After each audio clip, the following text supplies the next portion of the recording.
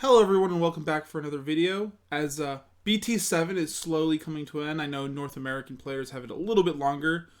People are starting to get excited about Set 8, and with Set 8 becomes a lot of new mechanics that are coming to the game, and I thought I would go over and explain them in this video, so hopefully this video was helpful and informative. Let's get started. So the first new mechanic we're going to talk about is dual color Digimon and dual color in general. When we look at these new Digimon, they account as both colors listed on the card. So Magnamon would be considered a yellow Digimon and a blue Digimon. They are treated this color no matter where you find them, your hand, deck, trash, raising area. No matter where you are accessing these cards, they count as both colors. This is a little different than cards like Rise Greymon from set 4. Where he, on the field, has the effect that he's treated as a yellow Digimon. He does not count as a yellow Digimon in raising area. He does not count as a yellow Digimon if we are searching for cards in our deck or from our security. He's only a yellow Digimon while he is on the field. So this new mechanic of being dual colored is more universal and means they are always these two colors, which is very important. Dual colors open up a lot of room for us to experiment across colors with our deck building and sort of combine our colors in new and interesting ways. The second kind of cards are dual color Tamers. Continuing on with the dual color theme, dual color Tamers are going to be more prevalent in future sets. In our current set, we will only have one, and that is Davis and Ken. But most of them have a very similar types of effects moving forward. The biggest thing about dual color Tamers is that they have incremental memory gain mechanics, as opposed to other Tamers that we've had in the future that are more all or nothing with how much memory they give us. These kind of Tamers allow us to gain memory depending on multiple conditions. So for Davis and Ken specifically, you can have a blue Digimon in play and a green Digimon in play. If you have a blue Digimon in play, you'll get one. If you have a green Digimon in play, you'll get another one. If you have both, you'll in fact get two memory. Something that's very important about these cards is that they have a new triggering timing. Whereas most Tamers operate at the beginning of a turn, these Tamers have the potential to operate at the start of the main phase. So that means if you have a Digimon in your raising area, and no Digimon on the play yet, but if you move it up from the raising area, then you would trigger this Tamer to decide whether or not you have a blue or green Digimon in play. Next up, we have dual colored options. Now, options are always more stringent in how we could use them, as you need to be able to show the color of the card to activate them.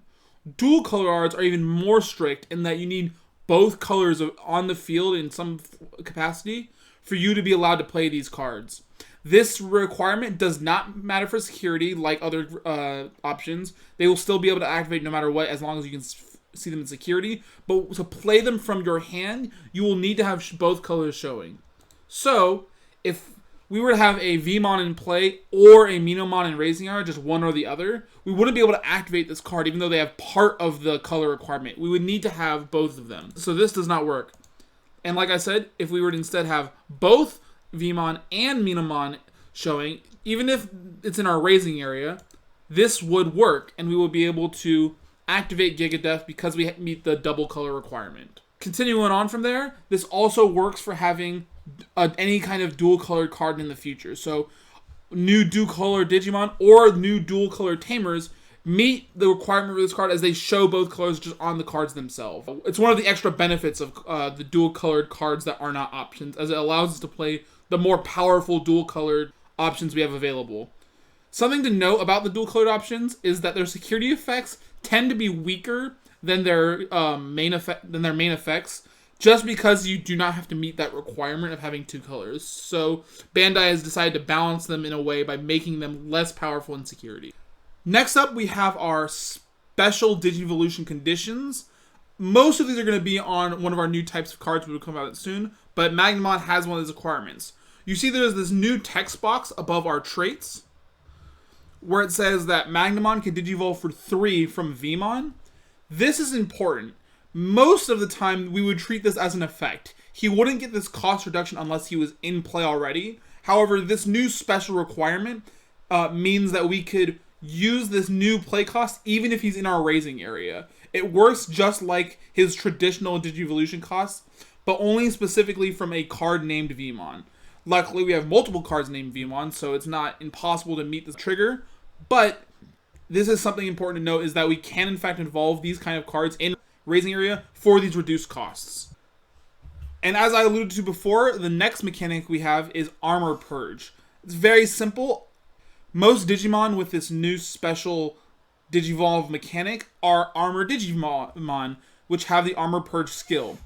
The Armor Purge skill reads that when this Digimon would be deleted, we could remove the top card of our stack instead. So what this works like is, instead of dying, our Digimon simply de-Digivolves. However, this does not work with DP reduction. If the Digimon's DP is reduced to 0, it is still completely deleted, as even if it were to de-Digivolve, the DP reduction would stay and the new Digimon would still have 0. These are very powerful types of cards, as they provide sort of a miniature floater effect, meaning they are not easy to remove Digimon, and create some powerful strategies, and these are definitely cards to look out for as we move on to the future. Now, for our final mechanic, we're going to talk about the big, explosive DNA Digivolve mechanic, or as Japan, they call it Jagras. All around, this is just a fusion mechanic. You are taking two Digimon, combining them into a singular, new, powerful Digimon.